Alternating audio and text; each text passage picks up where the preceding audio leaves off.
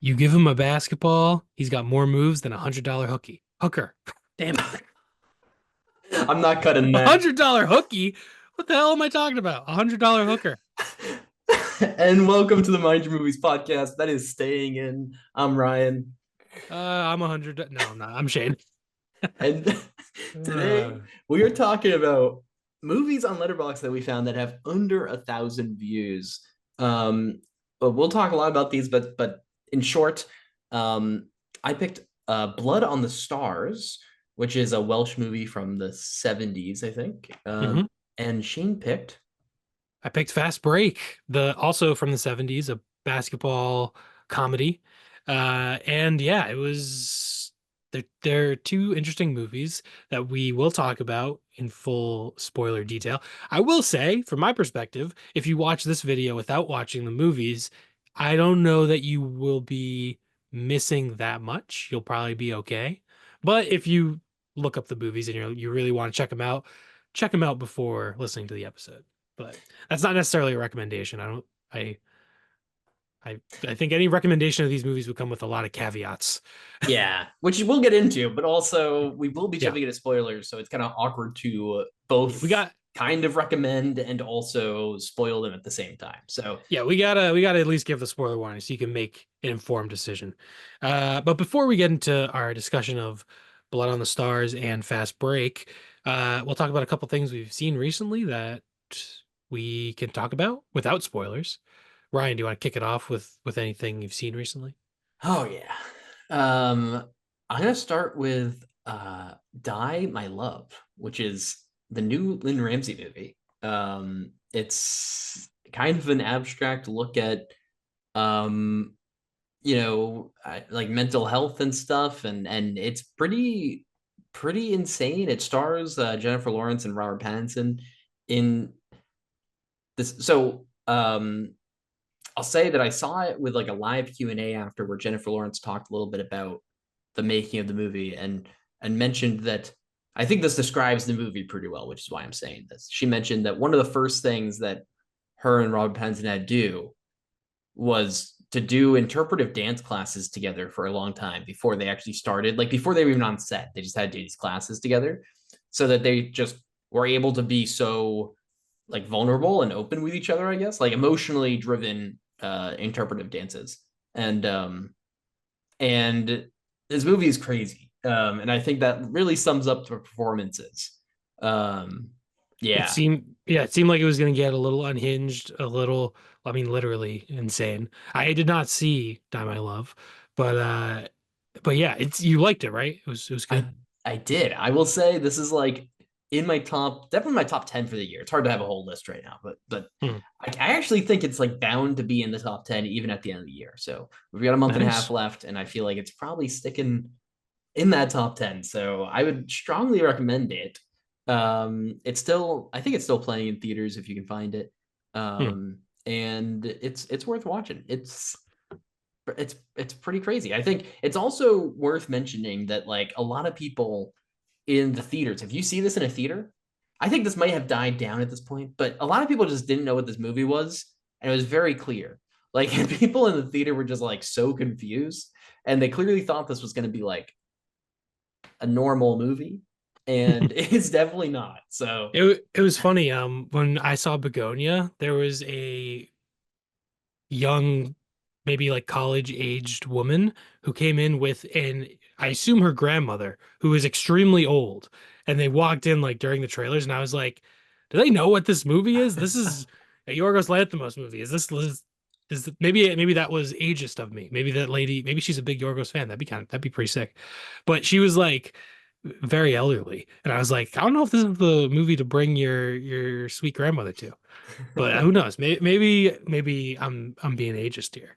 But it was kind of funny. It is funny that when sometimes weird ass movies just people walk into the wrong theater and they're like, "What the fuck is this?"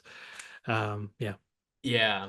So I would recommend it. And also, if you get the chance to watch some really confused people leaving the theaters, I think that's kind of fun. So There you go. Yeah. Okay. I saw maybe the opposite of Die My Love. I watched a little movie called The Intern. Do you know about The Intern? Is this the De Niro It, movie where yeah, he this becomes an is intern? yeah, exactly. He's the titular intern. It's directed by Nancy Myers. Uh, and yeah, it stars Robert De Niro as Ben Whitaker, who's a 70-year-old widower.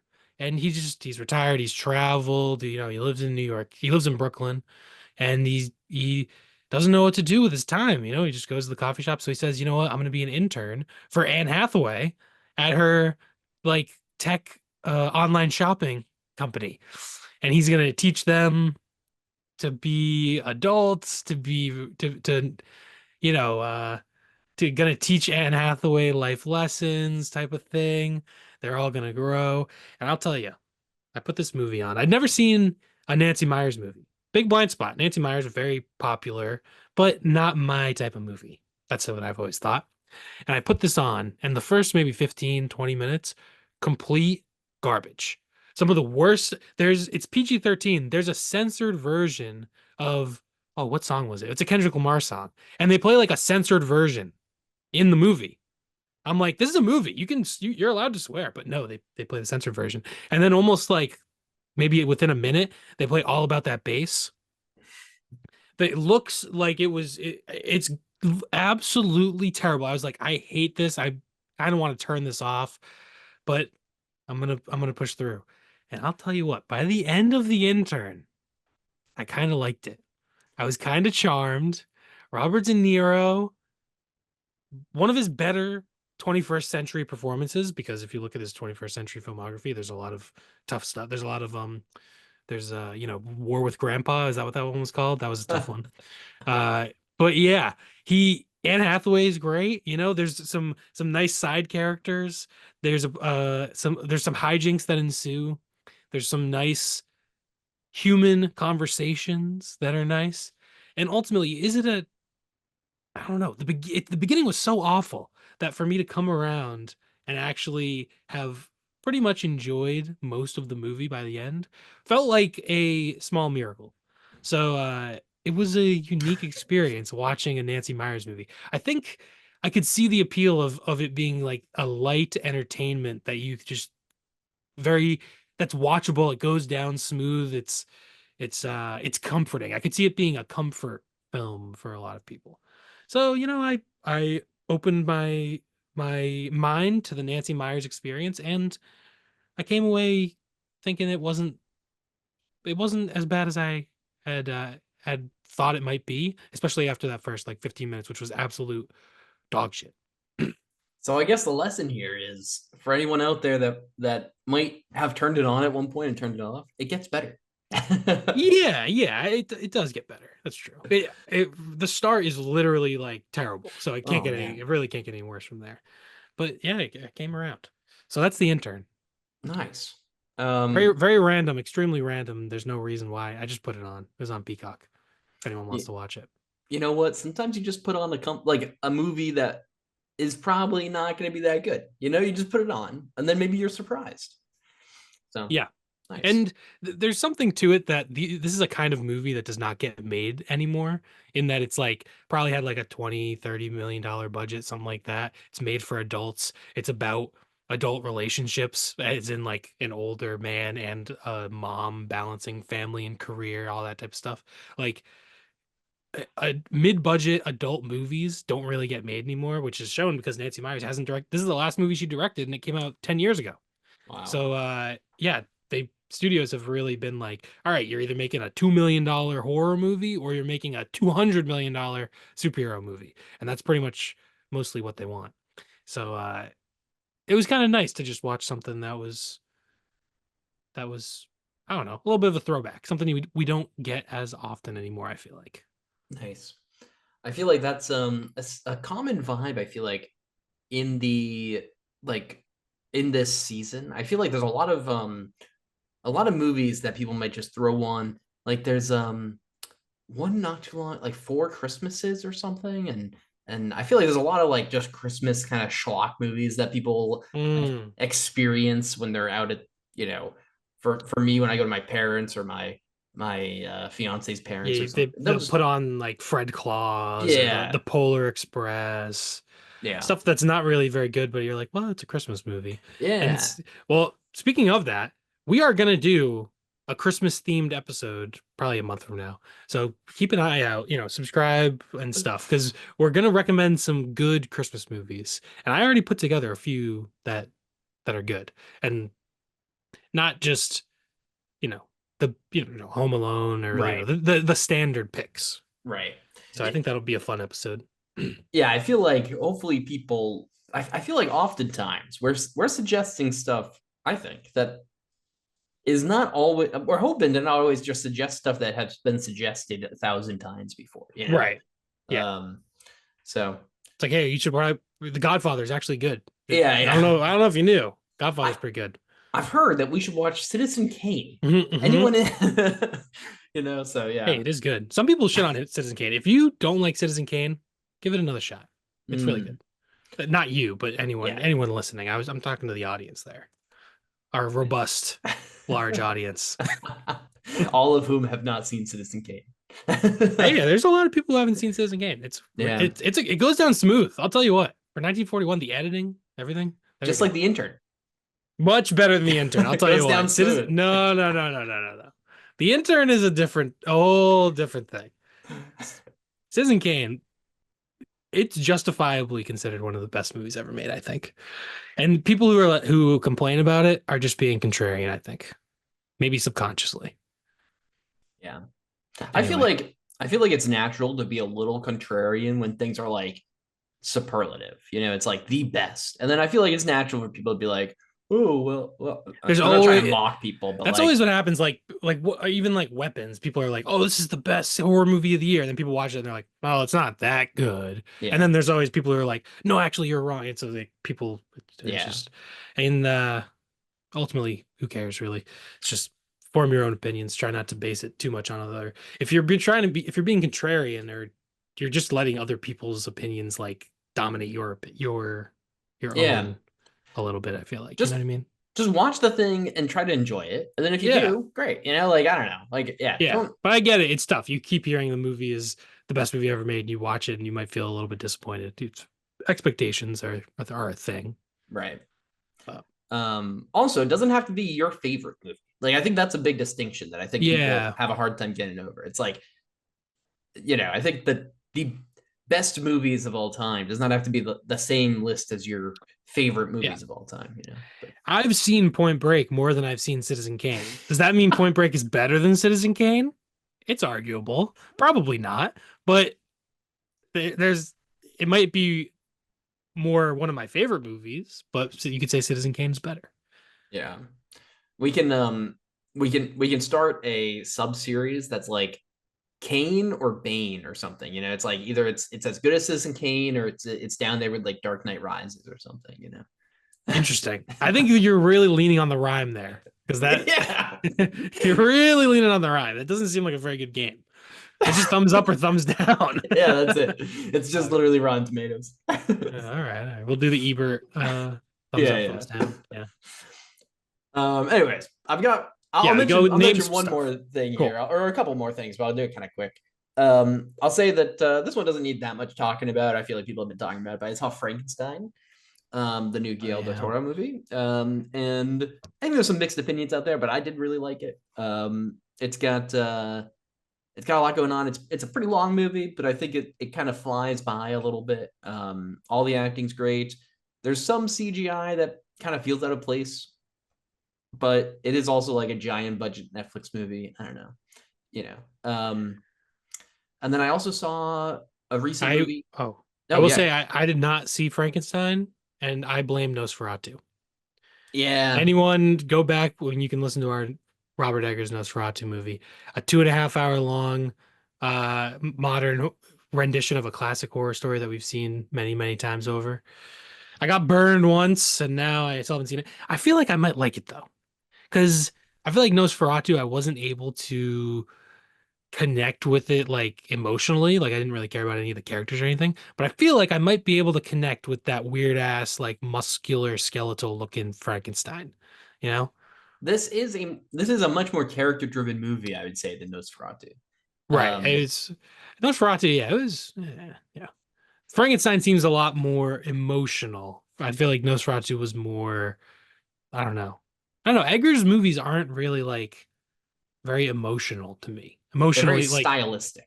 yeah, they're like super stylized, and sometimes it's like distancing, especially because they're like usually set in like way different times and all that kind of stuff. Yeah. So, but anyway, Um, I don't know. I mean, how much more do I have to say? I don't want to like drag on our thing for now too go. long. I've got two more that I'll say. One is Eternity, which is kind Oh of like the yeah, rom-com in the afterlife type of thing. Um with uh oh man, what's his name? Miles, is it My, Miles Teller? Yeah, yeah. Miles Teller and Elizabeth Olsen.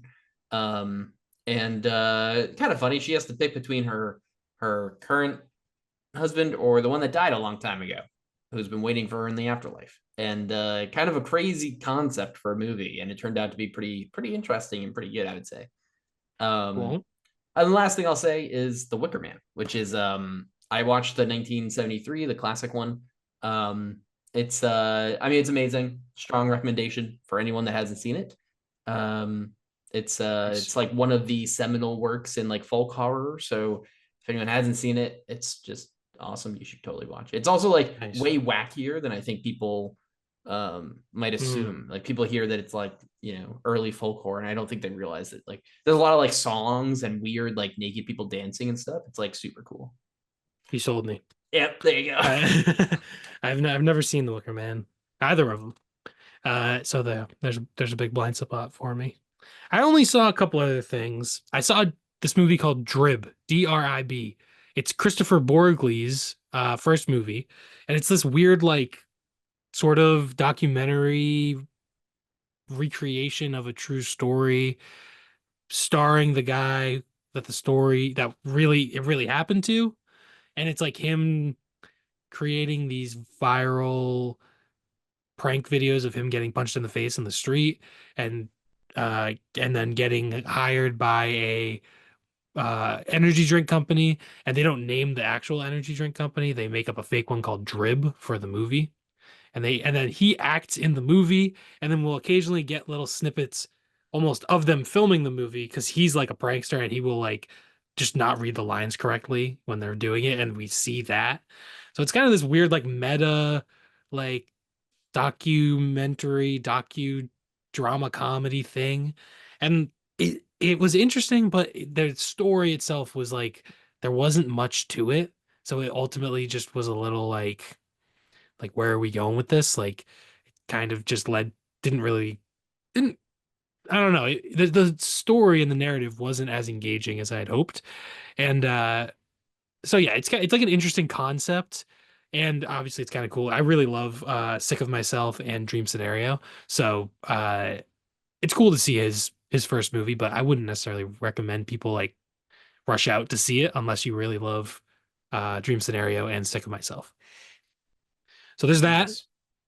I also rewatched the Runaway short film. I talked to Ryan about this, the Kanye West Runaway.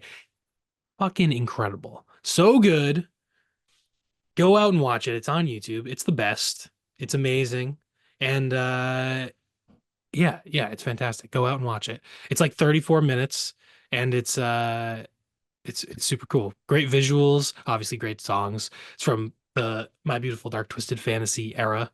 And it has like the full Runaway music video in the middle of it, obviously. So that I will tell people, go check it out. If you've never actually sat down and watched the whole thing, it's worth checking out. This is I made a deal with Shane. I just had to double check on his letterbox. I made a deal with Shane that I if it's his four most recent watches all at once.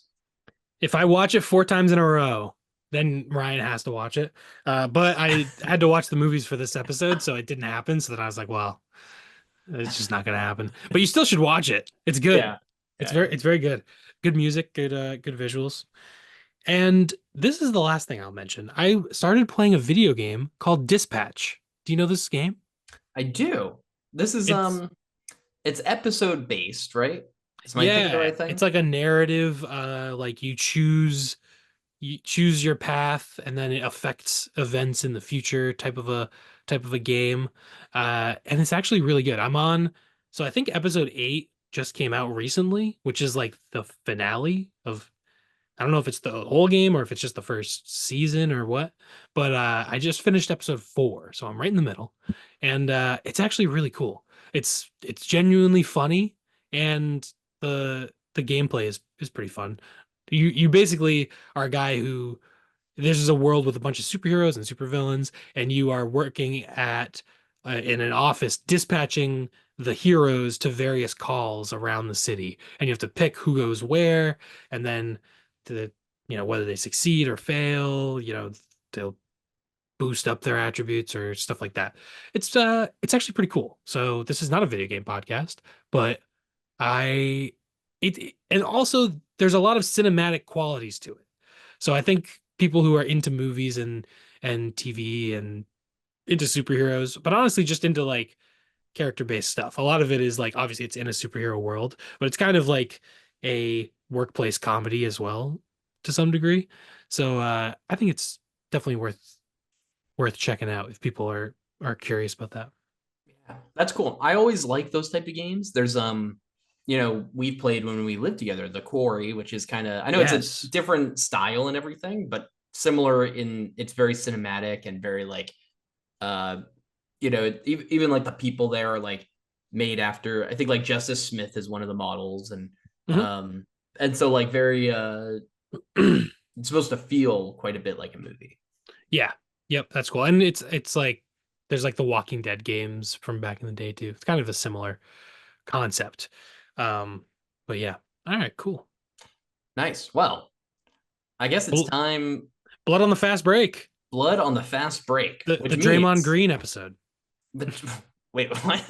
He's just a dirty player in the NBA. Blood on the Fast Break. Oh, He'll kick you in the nuts if you're not watching out. that's right. For all the basketball fans out there, you know what I'm talking about. All right. So we're starting with Blood on the Stars. This was Ryan's pick. Yeah. Do you want to introduce it? Yeah, sure. So this is a Welsh movie by from 1975 by Will Aaron, who has done, I don't know, something else maybe, but I don't, it's not like super recognizable. Obviously, this is less than 1,000 views on Letterboxd. Yeah, we Um, didn't even say that literally the topic is less than 1,000 views on Letterboxd. That's why we picked these very obscure movies for this episode. I don't even know if we mentioned that. right. And actually, so this is interesting. Before we watched, so last week I took a screenshot. This had 571 views on Letterboxd, and now it has 578. There you So go. that's more than just us. Um, Yeah.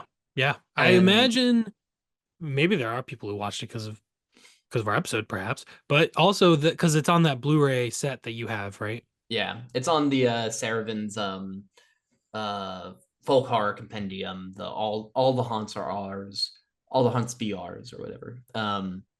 And the story here, so this is like, it's only 60 minutes long, and so it's actually on one of the Saravin discs as an additional short, so it's not actually like the main feature on the disc, which is kind of interesting. I didn't expect that, but the idea is that there's like this school choir, and they're going to be performing at like the end of the week or something for this big uh this big this big thing at the town, and it's a small town, right? But that small town was able to invite a bunch of other kind of bigger artists and musicians to come, and slowly they start getting picked off one by one in like weird wacky ways, like a snake being shipped to someone in a box that doesn't have a bottom. So the guy just lifts the box up and there's a snake. He doesn't open the box. He picks it up and there's a snake, and it's like this tiny little snake, but it jumps anyway. So that's Yes. that's the premise. I had to give one example because it's pretty wacky and it's pretty weird. And so it follows like the this cop duo or trio, I guess, kind of, that goes to Duo. investigate. There's two of them. There's two of them. And then there's Yeah. the guy, I guess, that they radio with. Oh no, you know what it is? There's that one cop at the end that's actually like supposed Oh, that gets like trapped almost. in the bathroom. Oh yeah, he does get trapped in the bathroom. There's But he's also the like the guy. bodyguard. There's Yeah. also the cop at the old lady's house, Yes. who eats a Right. lot of food and falls asleep, and then she like dies some stupid way. Right. So it's like there's two cops mainly. They're like the detectives, but then there's these bodyguards they send to some of the Yeah. Um, I think it's like local police that are trying to work with them, maybe. yeah. And so they're there to protect the musicians once they realize what's happening. But it really is like the cop duo that you follow, and they're trying to figure out what's going on. And meanwhile, you're watching some crazy deaths happen, and the singing's great. The singing is probably one of the coolest parts because it's like it's very creepy. It's very folklore ick, right? Like I was just talking about The Wicker Man with some of the crazy songs. I feel like when you hear this type of like crazy, weird chanting type of singing in a movie, especially I guess when you know it's a horror movie, it definitely adds to the creep factor for me. Um, but so that's the setup. It's pretty short, Yeah. so we can talk about it more. But Oh yeah, like, it's super short. You and you stop, you jump right in. There's a madman with stuff on his face, and he's an old man. He he's a doll looks. collector. Oh, is he a doll collector? Sure. Yeah, or he has a Hey, doll sure. I have no idea. obsessed. We just start the movie, and there's just kids. He's just picking up kids in the middle of the night. I don't know what's going on. None of it makes any sense. And yeah, it's only 60 minutes long. Yeah, it gets right to it. There's no character development at all. The kid, yeah, and I don't know. My general reaction to this was not being impressed. It felt Yeah. very, which uh, it was cool. Okay, I've never seen a movie in the Welsh language, so that was cool. It almost sounded like Scandinavian-ish to me. That's like I don't know if it's in that family of languages or whatever. I'm not a linguist. I don't know. I don't know shit about it. But it's just what it reminded me of. But so that was cool. And I'm glad that, the people in Wales, Welsh people are keeping their culture and their language alive. That's great. I like that. Uh just the movie didn't do much for me. It was clearly very low budget. The kills were bad. The acting was bad. I liked the detectives, like they wore like tweed suits, and one of them had like a pipe. I like that. They wore like old-timey like British like detective hats. Like they almost looked like they could have been from the 1800s. Like if you just took a picture of them, if the guy like cleaned up his like beard and hair a little bit, then you'd be like, what is it? The or what century are we in, you know? Yeah. But yeah. I kind of struggled with this one. It was only 60 minutes long, and by the time it was over, I was like, oof, thank goodness. Uh, I did not love this movie, but I did have a good time. Um, I I think there's like enough weird shit. Like even the cops, it's very like well, one thing about the movie in general that I didn't expect is that it's very funny, or at least it's trying to be, which doesn't always hit, but Hmm. I didn't expect that at all. And so there was times like when the cops are like talking to the person at the convenience store and they're like, Yes, and she's being like too talkative. yes, and they're like talking about the gossip or something, and and they use like kind of weird phrases, and I don't know if these are I don't know if it's like a translation thing or if it's supposed to be kind of funny worded, but like they say things like scandals being delicious and stuff like oh was the gossip delicious or something, and Hmm. a lot of just like kind of interesting phrasing like that I think built into some of the humor for me. Um, Also, a thing just about the Welsh language that was interesting to me is the fact that there was so much English mixed in. Um, there was a lot of sentences where it would just there would be a good bit of English. Like some phrases was just clearly just like borrowed loan words or whatever from English, Hmm. and I Interesting. found that interesting. I didn't expect that, and at times I was like, I wasn't really sure what was going on, and then I was like, oh, those must just be like loan phrases, loan words, or whatever. Yeah. But it was I feel a like that. I mean, that happens like people are yeah, like speaking Japanese, and then there'll be a word that is in like an American word that was created yeah, in the past like 50 years, and they just basically say the word in English, just with a Japanese accent. So I think totally. that's a common thing. I imagine that happens. I didn't really notice that, but Oh, really? I feel like I was surprised because I feel like I noticed it a lot, and I don't know. mm, Yeah, I don't I know. didn't know. I don't know why. I did not notice that. It felt like they were talking to different. in a different language to me. Well, more, so that's Yeah. good. All right, cool. That makes sense. Uh, I did not watch the dub. mm. Yeah, the Blu-ray had a dub for this. Yeah, That's a joke, by the way. Did not. Just in case imagine. Yeah, anyone this is buys not this. imagine. Yeah, this movie that almost no one has seen has is dubbed in like every language. There's a French dub. There's a Thai dub. We should watch movie. That should be a topic for the show. Yeah, Dubbed, and we watch a movie dubbed in the wrong language. Like we that pick would like an be American movie and watch it dubbed in like Russian or with the subtitles in English. Like, no, I no subtitles. we watch like National Treasure, but with the Russian, Yeah, yeah, that'd be dub. sick. That'd be hilarious. That could be fun. I'm in. I mean, um, That would be more of like, yeah, I don't know. It's tough because we just be talking about it afterwards, so it wouldn't be as interesting. yeah, That'd be more of like if we did like a watch along thing yeah, in like the a future. stream. That'd be funny. That could be cool. Um, Anyway, but I don't remember yeah, where so I don't know how I got off on that tangent, but that's all right. The thing that got me about this movie, I think, is that the kills were hilarious. Like the tiny little snake that bites the guy and it kills it, like just kills him. And I can't emphasize enough that the box was not sealed. It was just, it's like you take an open box, it's missing one face, and you put it down, you wrap up the yeah, thing, but the snake is on that open piece. Like yeah. it's it's There just was it's also at when they found his body, there was a tarp over his body, and then in the close up, the detective walks up and he pulls the tarp down so you can see his face, and then they're talking, and then they cut to the wide, and the tarp is over his face again, and they cut back in, and the tarp is pulled down again. So there's like little continuity errors like that. But yeah. yeah, it's definitely a very it feels like a very amateurish Oh production, yeah. very low budget, very just like and in 1975, it was so much harder to keep track of those kinds of things, like on an independent movie with like a low budget. Like you can't just rewatch the footage. It's just on film, and you're like, well, we're gonna send it off. I hope it looks okay. I have no idea. We'll see it tomorrow. Like and that just hope for the best. And so Yeah. I don't know if you heard that. I just dropped a couple things. I didn't hear it, but now All everyone right. knows. Now everyone knows. Now everyone knows. I threw my phone and my Oh water bottle. man, It's a disaster over what here. an embarrassment. Yeah, what an Um, embarrassment that no one would have known about it if I just shut the fuck up about it.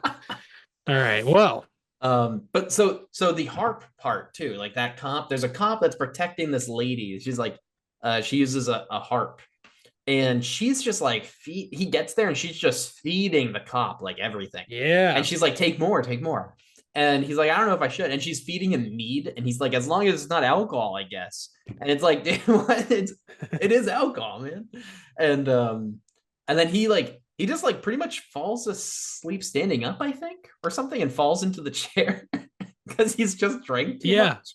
Yeah. He passes out from drinking like 2 cups of Yeah, mead and and then eating some muffins or whatever. from like under the table, there's like a tablecloth on the table that's pretty long. It like drapes over all the way to the ground, and from under the table, these little hands stick out that are holding like jumper cables, I think, and they clip onto the harp as if it's like electrifying it somehow. And then she goes to play the harp and dies like from Yeah. electrocution. Yep. um, yeah, I It was very mean, bad. Very silly. but yeah, very goofy, very silly, very goofy, and Did, I feel like I didn't expect that. I thought this would be a little more serious, but I did kind of See, is it enjoy it. trying to be serious? No, I just thought going into it, I didn't know what to expect, so I just assumed it was going to be a serious movie. I think it is trying to be serious. I think they No, tried their best to make a serious horror movie. I think that maybe I'm wrong. I could be 100% wrong. I oh That was man, that was how I interpreted the movie. But I the weirdest part of the movie, I think, when the guy, well, first of all, hold on, what were you gonna say? Because you were gonna say about that you think it was intended to be a comedy. I don't know. I mean, I feel like it was at least intended to be a little outlandish. You know, Hmm. it feels hard. I mean, the one of the cops gets trapped in a stall of a bathroom for pretty much the whole. ending of the And movie. it's like a wooden door. Yeah. He could And like not he could get out. yeah. So like I feel like I don't know, I feel like with all like and then the snake being like kind of absurdly small and like and the hands like just attaching the thing. I feel like it just feels hard to imagine, and maybe it This was made seriously I and think it I was. sounding a and maybe it, but I can enjoy it for it being goofy, and I think that's where I was able to enjoy it, even if that wasn't the intent, I guess. I get that. To me, it felt very much like people trying to make something good and not having the resources or knowledge or time or resources, whatever, like to make it actually good. Like it kind of reminded me of like a student film that you'd see, something like that. Uh, so I think it was in they were intending to make a genuine horror movie. I think the only thing that was really supposed to be funny was like the lead detective was supposed to be have like a sardonic, sarcastic sense of humor. I think Yeah, that was intended to be funny, but the I think the horror was supposed to be actually scary. That's how I interpret it. you could be right. You could be right. And also, I think I Which would recommend people, if anyone hasn't seen it and is somewhat interested at this point, I would recommend people to go in with the idea of it being a campy, goofy movie. Because I think that's like I could see myself rewatching this in like because it's relatively short and it's pretty goofy. So like I could see myself showing this to someone or rewatching it because of that campiness.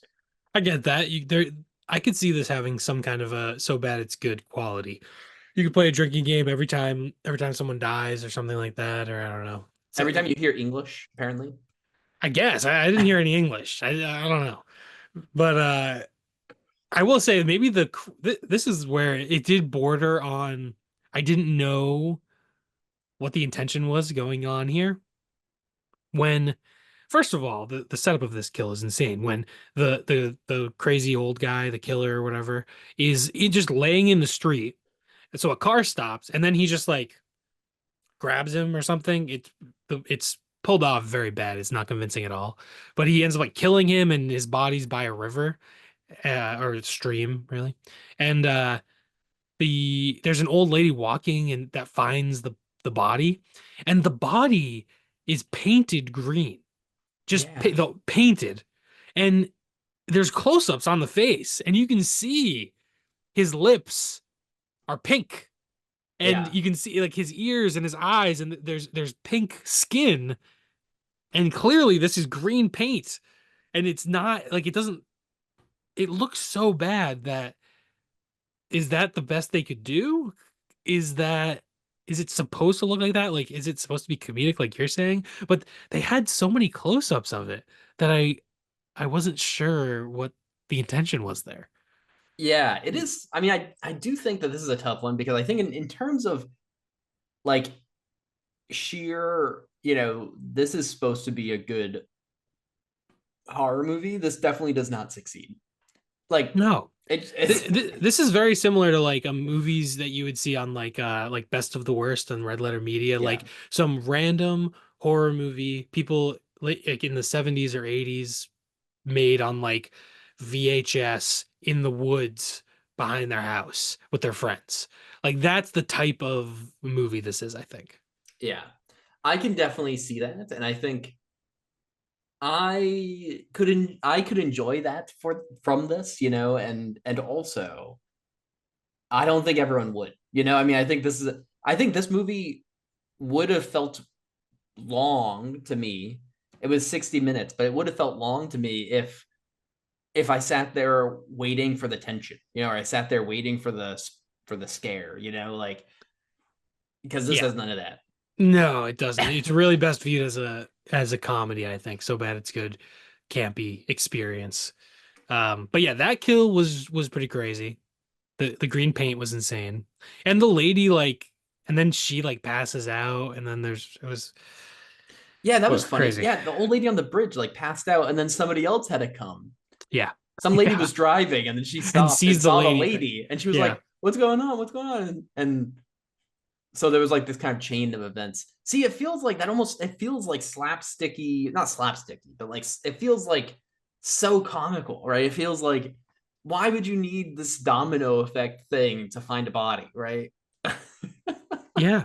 Yeah, but I don't think I don't know. Because what is that green stuff supposed to be on his skin? What is it supposed to be? The Is it Ripper? his body? Is it like his Toxic? body is cold? Like overnight his body got cold and now it's like almost like blue, like there's no blood in it. He looks dead. Is it like supposed to look like a zombie almost, like how a zombie would be painted green because it's to signify that it's dead? Was it some form of like toxin or something? I don't I know. don't think so. I I don't don't know. remember really how he died there. I feel like I remember him It getting was pulled out. Yeah, he just like grabs him and then he like I don't really remember. None of the kills, you don't really see anything. They cut around it, I assume because they don't have any like money to be making practical effects for kills. Yeah, But yeah, so it's even the harp thing with it's like they're all pretty unclear what exactly is going on sometimes with the deaths. definitely. Especially because whether they're trying to be or not, they are very outlandish. So like it's like the snake even, it's like I think they said out loud that the snake bit the guy because otherwise I kind of would have been like, oh, that's a cute little snake. Like that thing's not killing someone. Yes, you don't actually see it like bite him or anything. Yeah. Also, after the painted green thing, there's a part where the kids are like annoying the cops and they look normal. And then like they like try to chase the cops and they're all painted green. Yeah. Another continuity error. Well, what happened?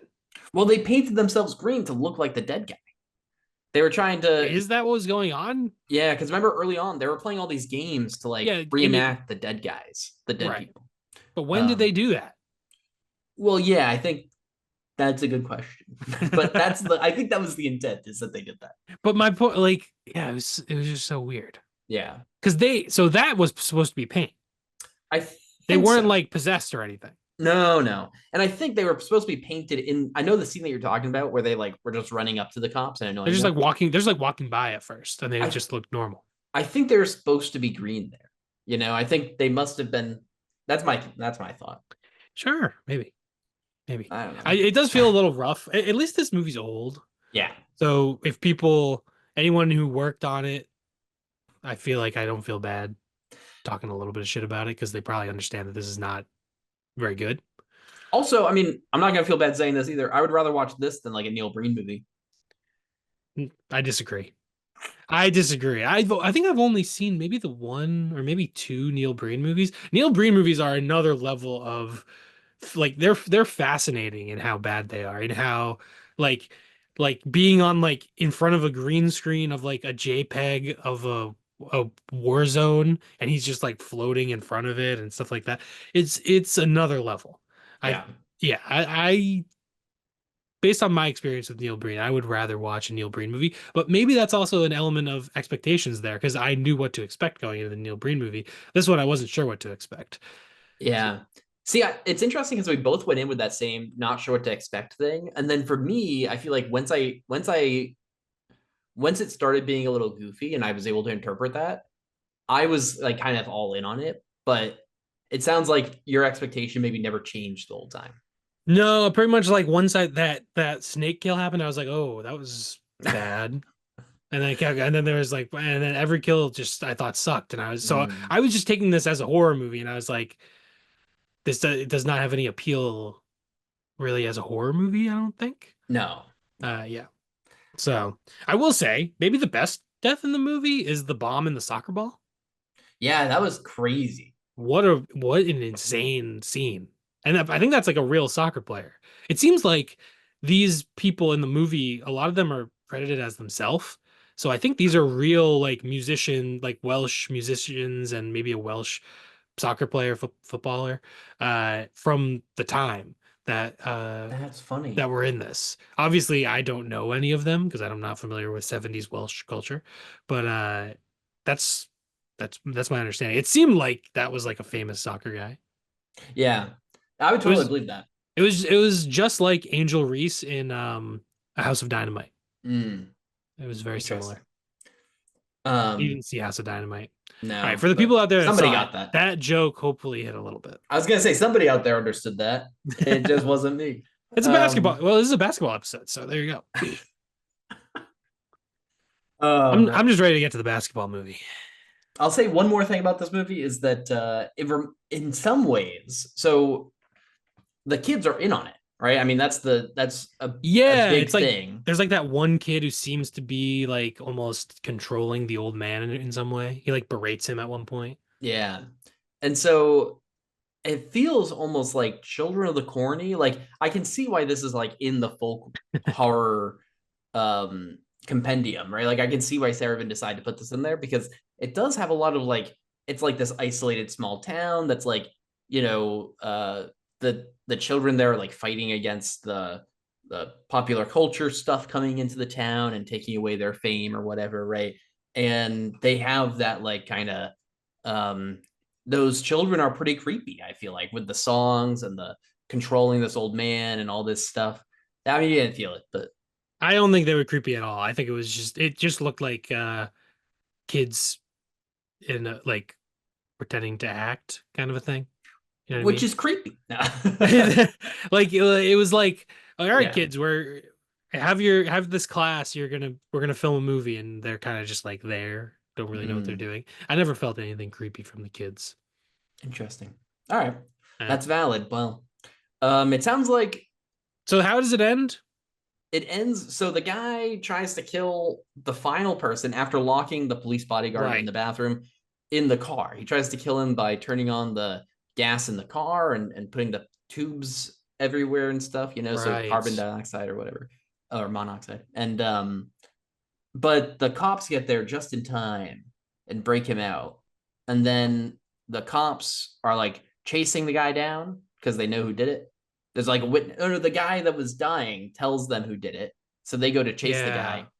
And then it was funny because and like he the gets sarcastic cop was like, "Hey, go get him." And he watches the kind of klutzy cop. I would say he was kind of a clumsier cop the for guy most. with the pipe. Yeah.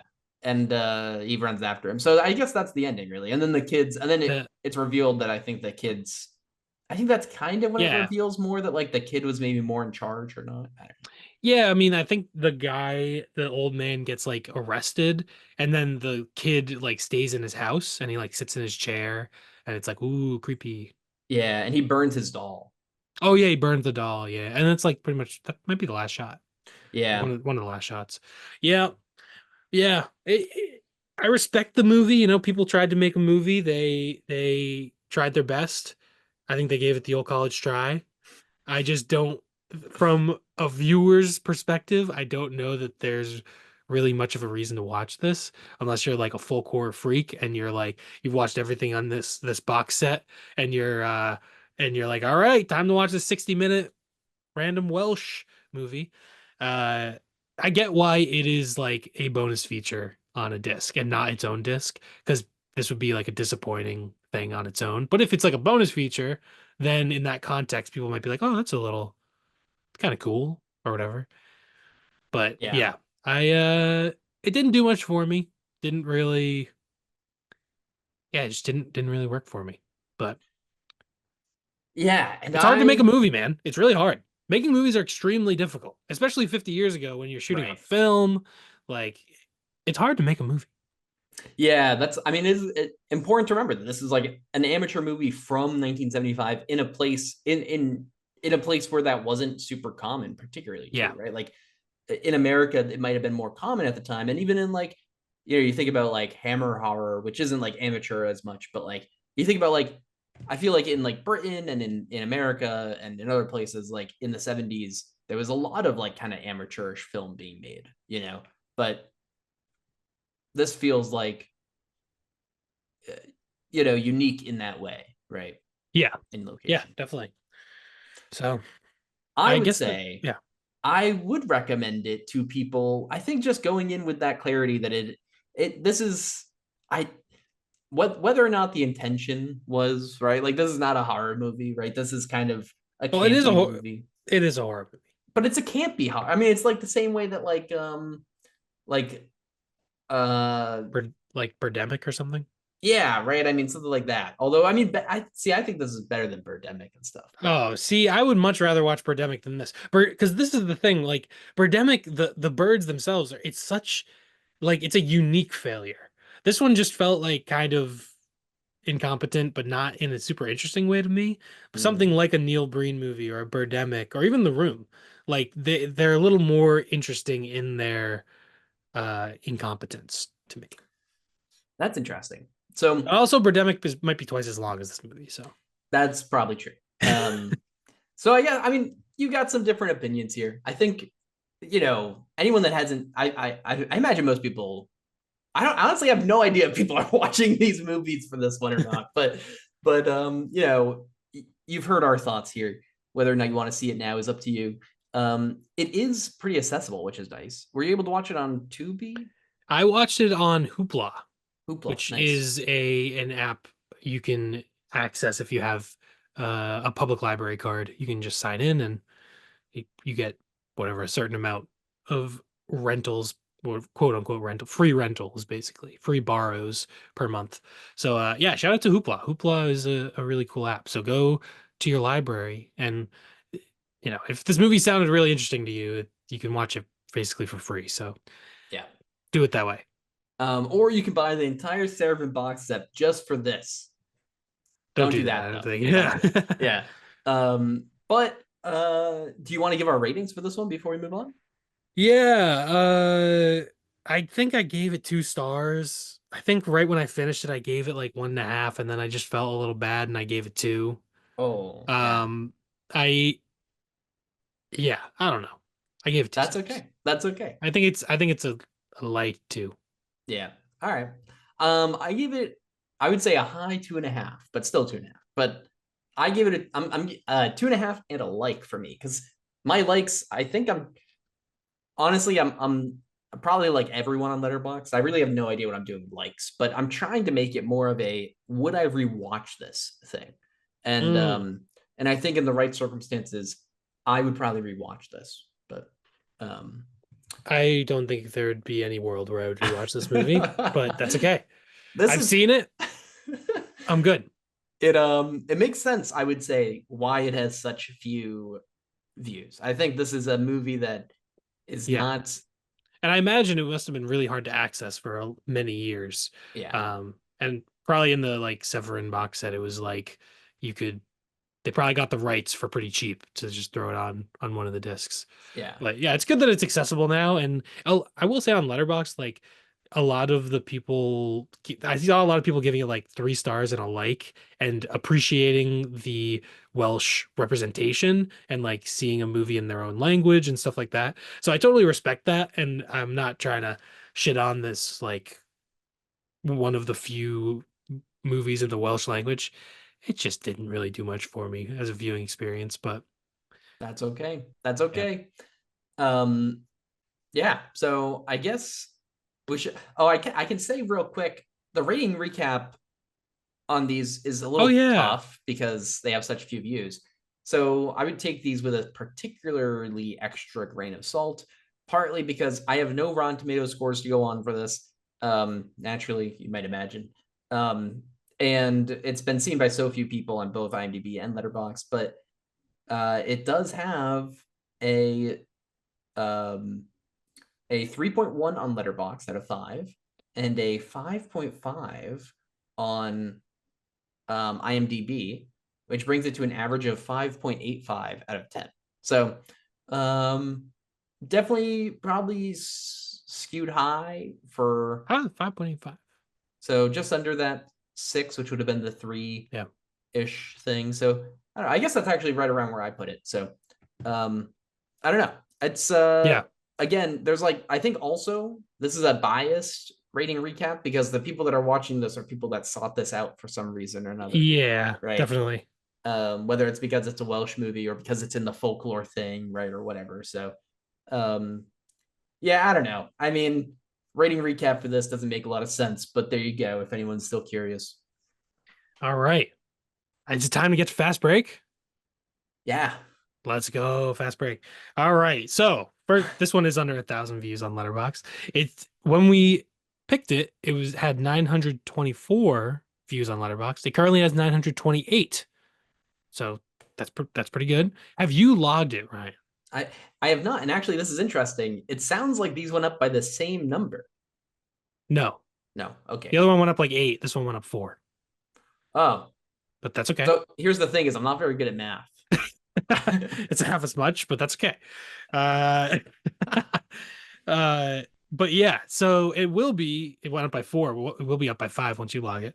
But yeah, this is available. So here's the thing with Fast Break.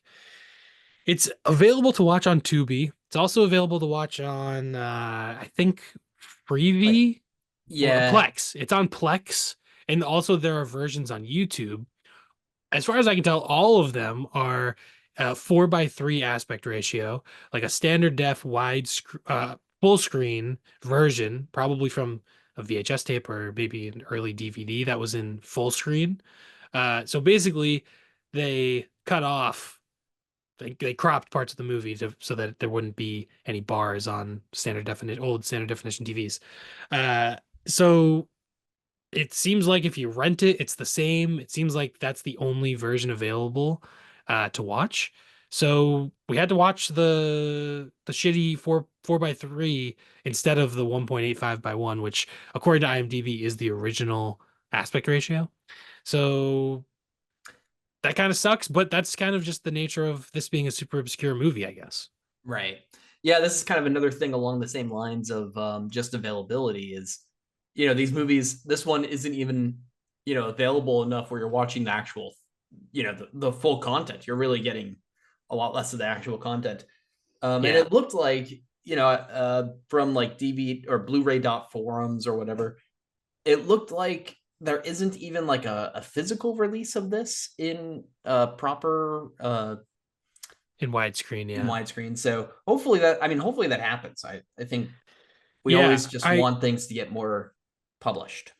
Yeah, I wonder. I mean, according to Letterboxd, the studio is Kings Road Entertainment, which I've never heard of, but they did like Kickboxer and some bunch of independent 80s movies, I guess.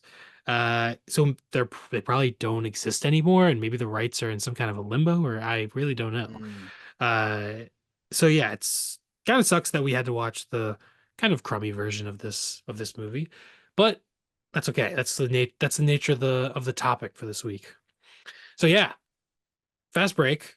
It follows Gabe Kaplan plays David Green, who is a basketball fan from New York City. He's Jewish. He works at a deli, and he has been sending letters to colleges trying to get a coaching position. And he gets a college writes back, some random college. I forget the name of it exactly. It's like a weird. Caldewall or something. Yeah, Caldewell. Some yeah. it's not a real place. No, it's It's a in thing. Nevada. Yeah. That's the main thing. Then CU is it's like Yeah. C University. But anyway.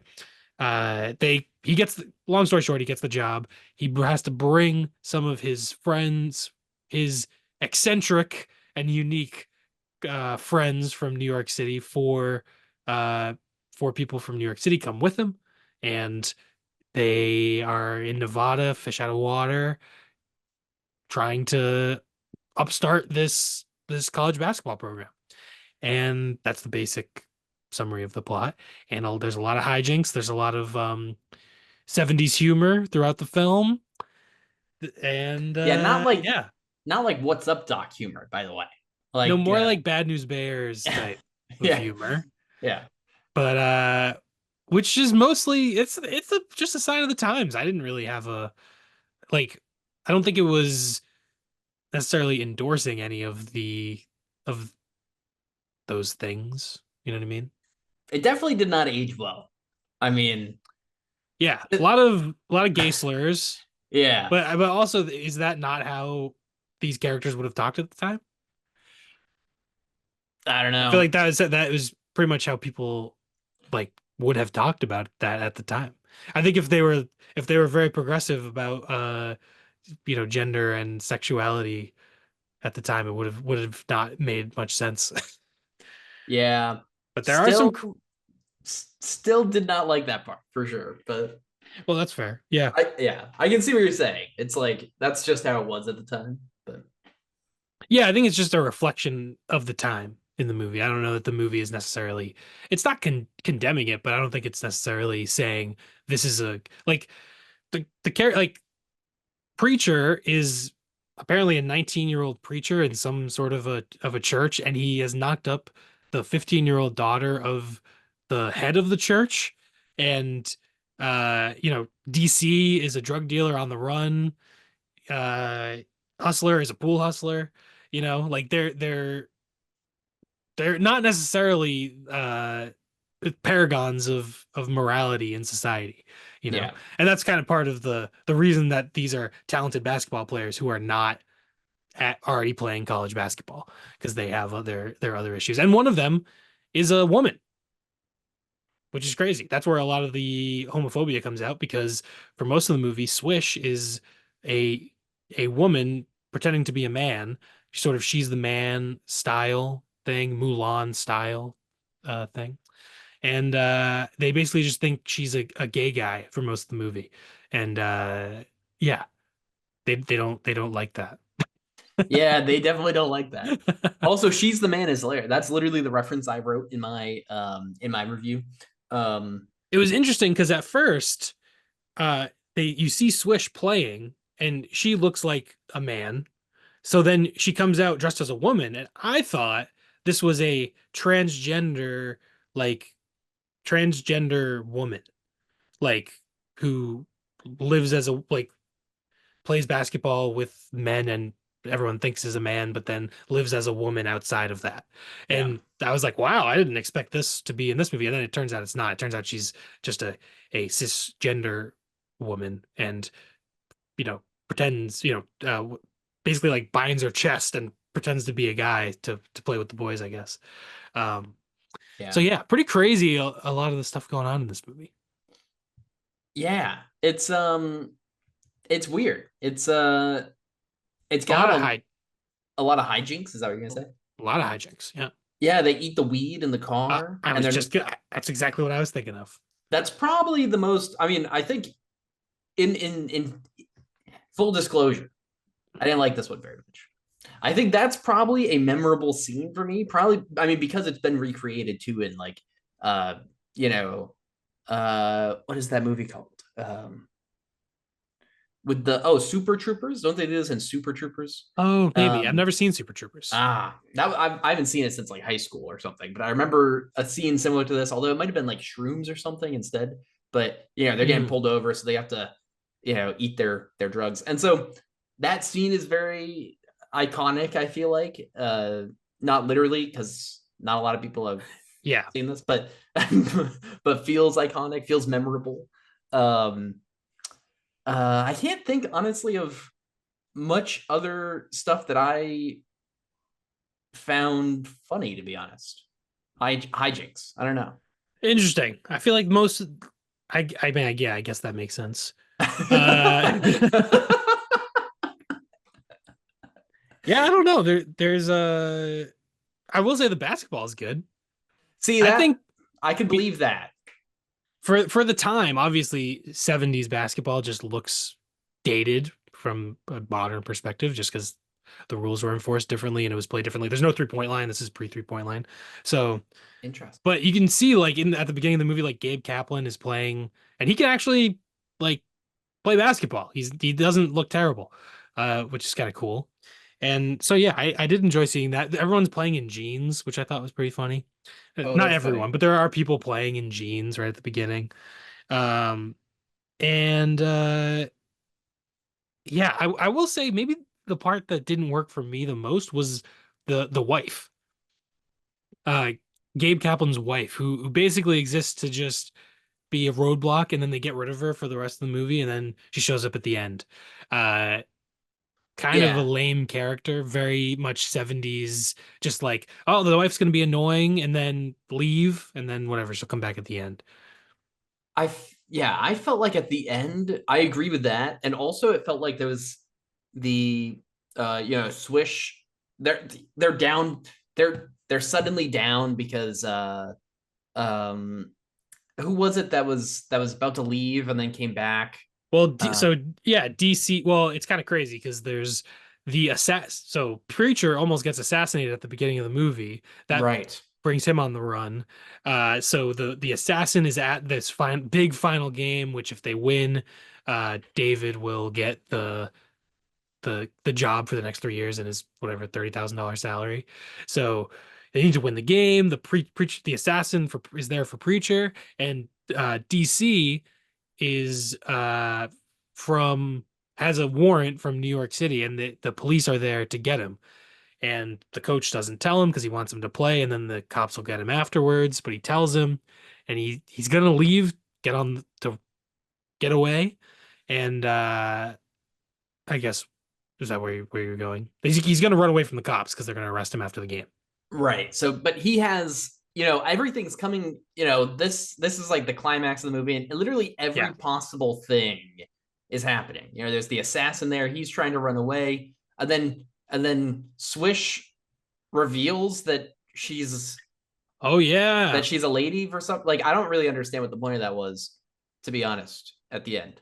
It felt like it was like, I know how to, she was like essentially like everyone was like, how do we come back here, right? And then she was like, I'll be right back. And then she comes back and just her boobs are out, not literally, but like, she's not binded anymore. Yeah. And it actually worked. They won the game. I don't know. Yeah, I will say that last play, there's a part where it's not even a crossover, but she just dribbles and the defender just like slides way over for no reason. It was not convincing at all. Yeah, it's like they just didn't want to play against her now. So that was like, that feels like you can't, I don't know. Maybe that was part of it. She was like, people won't defend me as much if they know I'm a Yeah. woman. But no one's gonna push her down, right? Like what was there was some fouls earlier in the game. Yeah. Yeah, right. Um And then DC gets pissed because DC and Swish fall in love, which is crazy. yeah. And so like everything though, and then like of course the wife is there, and also and even the guy that Gabe Kaplan essentially just trains to annoy people enough to punch him in the face. He makes the guy go do that in the game, and then his team kind of gets mad at him like a little bit, and then he's like, sorry Well, I about don't that. know. Yeah, I don't know. I didn't interpret it as Gabe Kaplan had trained him to do that. I just interpreted it as, hey, instigate this guy. And then the player took it as call him the N-word. And then he did that. And then because Gabe, when he heard that, seemed surprised to me. Oh, see, I So forgot that. Yeah, I forgot that that's what happened. I thought he was just annoying him. I forgot that I forgot about the no, um no. Yeah, yeah, he the calls slur. him the N-word. Yeah. And then Bernard King is there and he's mad about it, which is Right, fair. right. And then Yeah. there's also the joke they like call it back a few minutes after that when when DC fakes his injury so he can run away from the cops, and then they have the white backup center on the bench, and he's like, all right, get in the game. And he's like, who do I call the N-word? But he doesn't say the N-word. He actually says it because it's the '70s. But that was pretty funny though. That's just a funny callback. That's The funny. You the can't deny that is not funny, or that is funny. I get what you're saying. I I don't It's funny. know. Maybe because I didn't also put together that the other person had done that, right? I thought that he just went out there, annoyed them, and got punched. I didn't realize that I somehow I missed that. I don't know. Okay, okay. So I didn't really find that. I didn't really get what he was saying, I guess. That makes Um, sense. there's two moments that I actually thought were pretty funny, and one I don't know if it was supposed to be funny or not. But when he first meets the like head of the school or whatever at the hotel room or something, he goes to Yeah. the guy's hotel room, and the guy in the room is like before he answers the door or whatever, he's like squirting a little bottle into his mouth, and it looks like a nasal spray. And then nothing ever happened. Nobody ever talks about it. He doesn't. Oh, So yeah, I didn't notice that. I don't know if it was just supposed to be like a little tiny funny thing if you notice him doing it, or if Was it it was. supposed to be like a breath, like freshener, like mint, It like probably was. spray, Maybe breath it wasn't spray? even funny. Maybe it was just supposed to be a breath spray, but it looked like, if you go to CVS and you buy one of those nasal sprays nowadays, um, Interesting. but it probably wasn't actually that, and so it probably wasn't actually supposed to be funny. But I have a vision in my head of this guy just just taking in some nasal spray through the mouth, like, which was pretty funny. But the other thing that was supposed to be funny was when he tells that guy, the like assistant or whatever, the team assistant or whatever he is, to like get some dirt on the guy, and he's like, I bugged the guy's phone and all this stuff. And he's like, Yeah. what the hell? Like, what's your major? And the guy's like, political science. And that was Yes. kind of funny. That was fun, very funny. And this is only a few years after Watergate, so Hmm. very uh yeah, makes sense. Uh yeah, I also found that funny. I don't know. I liked the movie, to be honest. It was not great, but I thought it was pretty funny. I thought it was like a decent time. I liked Gabe Kaplan's character. I thought Bernard King was a little underutilized. Um, I don't know. But Yeah. overall, I had a good time watching this movie. I think that well, one, I'm glad that you did. And also I think that the basketball parts didn't I it just doesn't hit for me, I guess. Like I don't really know if it's actually good looking basketball or not, and it Yeah, didn't feel yeah.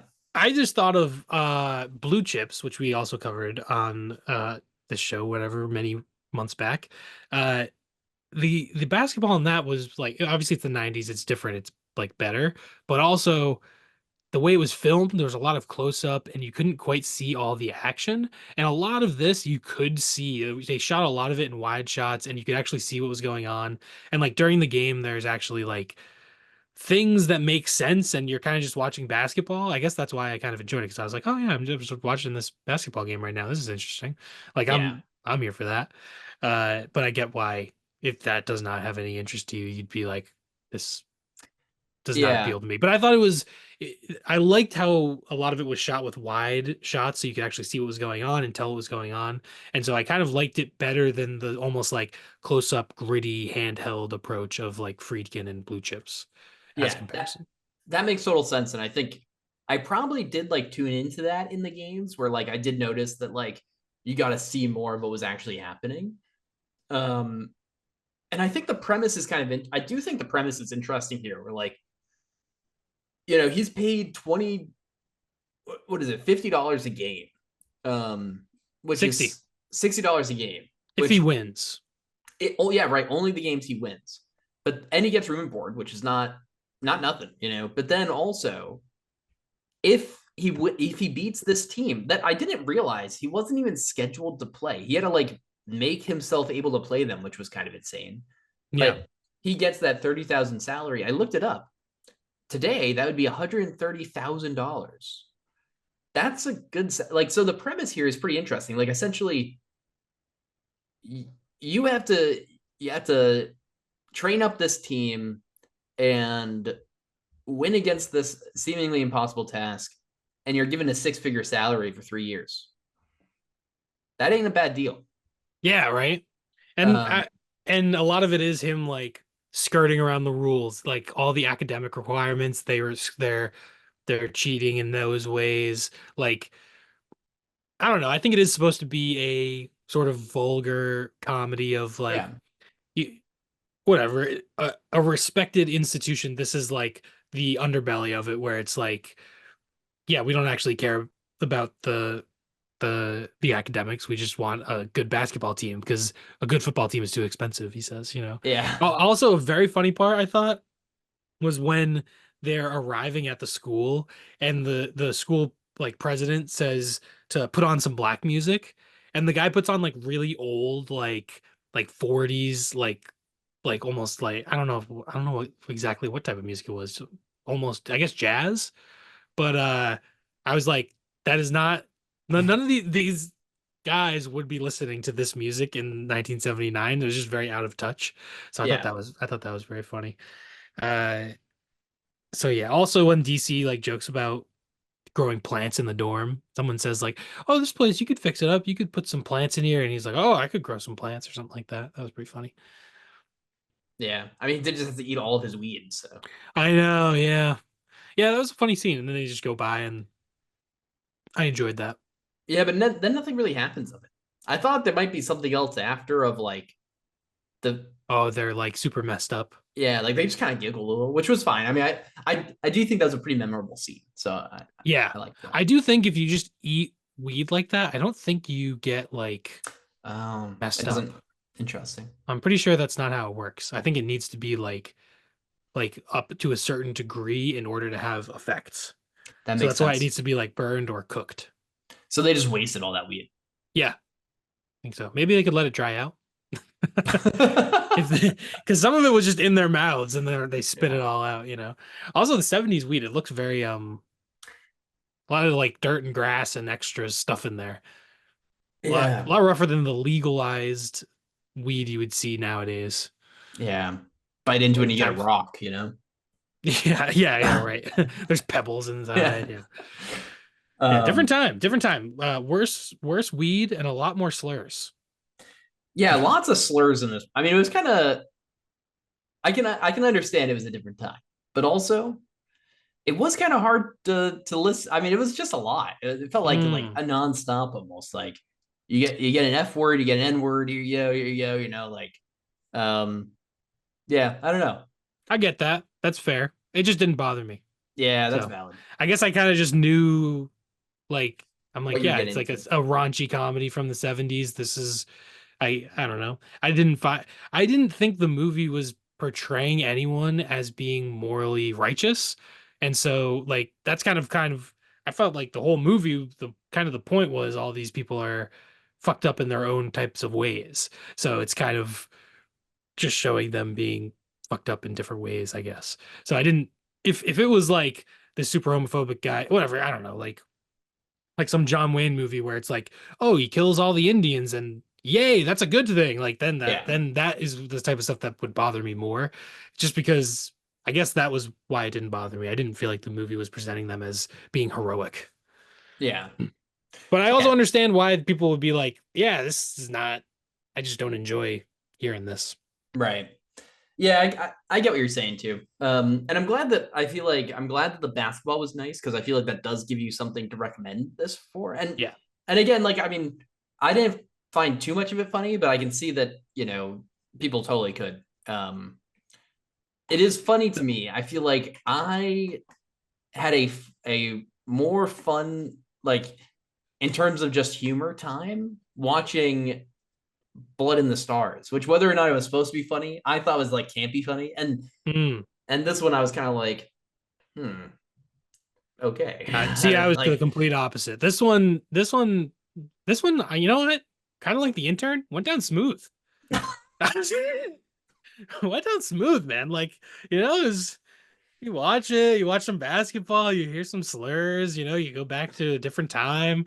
Like, it's a nice, enjoyable afternoon, go back to, yesterday. That's a joke. I think actually this was a scene that was extremely unnecessary and actually completely pointless. And maybe the most offensive thing to me in the movie was so Howard is the guy who is sort of David's like assistant and he does the spying on the Nevada State coach. And he at one point he's like at a party and there's a Yeah. girl and he's like talking to her and he's like, that meme of the guy at the Astros game and he has his hand on the girl's neck and he's like and she just doesn't want to hear what he has to say. It's basically that meme. And he's just yapping about poli sci bullshit, blah blah blah. And she's like, "I don't like you. Get away from me." And he's like, "Well, all right." And then he keeps annoying her, and it happens several times. And then we cut to the next day, and they like slept together. And I felt like that was actually more offensive than any of like the slurs or anything in that kind of suggesting, oh, if you just keep not taking no for an answer, eventually a girl will sleep with you. Kind of more offensive and sends a more destructive message than anything else in the movie to me. So yeah, that and it was so unnecessary and just it contributed nothing to the plot or anything. Like a very weird scene. That was the part that aged the worst for me. I can see that. That part was definitely annoying to me too. I Mm. thought that was rough. Also, never mind. I was just gonna say a guy who's like a politician being rapey with the given the Trump Epstein things that are all going on right now. Maybe it wasn't that far off. Yeah, I mean, I mean, I don't know. This was Bill Clinton was around in these days, right? He was in Arkansas. sure. Anyway, Yeah. bunch of creeps. Bunch of creeps. This is true. This is Yeah. true. And I think they did a pretty good job of representing this guy as a sleaze. I mean, he's Yeah. spying. He's like a perfect. He's like creepily spying on people. He's harassing this lady and stuff. So Yeah, but it didn't come across to me as like being like presented as like harassing. It was like supposed to be funny. So that was the part that did not stick with me. Like, the, I don't know. I found offensive, I guess. yeah, But yeah, yeah. I guess I was maybe more able to overlook that because it's like he's just a side character and it was almost completely pointless to the movie. If you cut it out, you'd miss like nothing. So most of the movie has nothing to do with that at all. So it's easier, maybe easier for me to overlook, I guess. Um, but yeah, overall, the movie's not great. Obviously, I'm defending it. I like basketball. Uh, I I like some edgy comedy. I Yeah. enjoy it. It's fun. It pushes the boundaries a little bit. And so this definitely appeals to me. It's I mean, we watched the full screen version, so we didn't really see what it's supposed to look like. The cinematography and everything is like fine. It's pretty standard, I think. A lot of I mean, the New York stuff is cool. Like some stuff is shot on location, like in New York City at the beginning, but most of it just looks fine. Uh and I don't know. I don't know. Overall, it was just a good time. It's not like a super crazy well-made movie. It's not going to knock your socks off. But if you are into, if that sounds like your kind of thing, I think it's worth checking out. But honestly, it's not like I would highly recommend it. This is not like a hidden like. So part of the reason I picked this movie is that Bill Simmons is a big fan of this movie. There's like a poster of it in the background on his set when he's doing his podcast or whatever, and so I've always been like, oh, Fast Break. It's like a classic basketball movie that I'd never really heard of, but it was on my radar. And I think I was hoping that this was going to be like a hidden gem, like, oh man, this is actually a classic because it's like one of his favorites. And I think probably this is one that he watched as a kid and really loved. And so it has that personal connection to him. Whereas watching it now, looking back, I don't think it really stands out as like a classic basketball movie that you need to watch, or even a classic 70s like raunchy comedy. Like this is not nowhere near as good as Bad News Bears to me. Obviously the Bad News Bears remake sucks, but the original is classic. It's amazing. Uh, so like this is kind of just like a lighter version of a similar thing, but not, I would say not as funny and not as poignant. So take that for what it's worth. But yeah, I didn't have a bad time with it, but also it didn't knock my socks off. Yeah. So what'd you give it? I gave it 3 stars. 3 star, 3 out of 5. Not bad. Sounds like sounds like you enjoyed it, just Yeah, like you said. solid. Yeah. It was solid. Nice. Um, I didn't like it. That's fair. I I think I think frankly like I didn't I think part of it again not being able to appreciate the basketball as much just because I don't really know as much about basketball. Um and also I didn't love the humor. Humor can be, to each their own and stuff, and I don't know. So I ended up giving it 2 out of 5. Um and I don't know. I feel like would I recommend it? I would probably not recommend No, this, clearly but not. I You would gave it not. two I mean, stars. yeah, this is not a movie I would recommend. Yeah. And I will Um, say, like, the humor, like, I did laugh a few times, but I wasn't like laughing along most of the movie. It wasn't hilarious. It was yeah, mostly like a decent, enjoyable like time for me. I wasn't like I loved all the humor or was laughing out loud hilarious all the time. But so yeah. The humor is not even though I did find some parts of it funny, I didn't like think it was anything amazing. yeah. But yeah. All right. It's funny to me that well, actually, I can do a rating recap again, Oh yeah. real quick, which is this one does have a Rotten Tomato audience score, but not a critic score, which is interesting. I don't really whatever, but it has a 3.2 out of 5 on Letterboxd, a 6.1 out of 10 on IMDb, and a 56% audience score, bringing it to a 6 out of 10 average. Um, There we so go. both right around this range. Yeah. Obviously, not a lot of data for either of them either. So whatever. But yeah, neither. I would say neither of these. were hidden gems. Neither were No. particularly maybe what we were hoping for, but also that's okay. Sometimes you watch a movie in a language you've never seen, or in a, you watch a movie from the 70s that might be, maybe you're hoping is something else, and doesn't quite hit as much as you wanted. And that's okay. Aged like milk a little bit. Oh yeah, this thing Both aged these like movies. the heavy cream that you left outside in the middle of the summer. Like, These things aged like milk that was came from the cow in the 70s. yeah, And they've been yeah, left in the backyard to curdle. yeah. Wonder what happened. Like 45-year-old milk? It would come alive. That thing would Yeah. that thing would eat you. It would be, yeah, a demon would pop out of it. You'd create, it'd be just a horror. That would be a crazy start of a horror movie. Like someone just left milk out and it's like been rotting and stuff, and life came out of the fuck, and it's like a monster that starts killing people. That'd be crazy. And it smells really bad. You can I do I smell-o-vision. And then like, outrageous, yeah, like outrageous. people fart and then you sniff the thing and it's like, oh, it smells like fart. And then Ah. they're like eating hot dogs and then it smells like hot dogs, stuff like that. That'd be fun. Um, We should re brilliant ideas here in the mind. We're gonna open up a theater. we could call it the Milk Monster, Oh shit. right? Oh shit. So here's what we're gonna do. We're gonna open up a theater that has smell as one of its enticing options. You can There you watch go. like the You could, 4DX. yeah, you do 40X and you spray milk on people. Yeah, yeah, even better. And also when you get there, if you it doesn't matter what drink you want, you're getting milk. And it's Yeah. a little rotten, but you don't know how much. It's been out for somewhere Yeah. between You it's been get everyone gets a cup of milk and one random cup is rotten in the audience. yeah.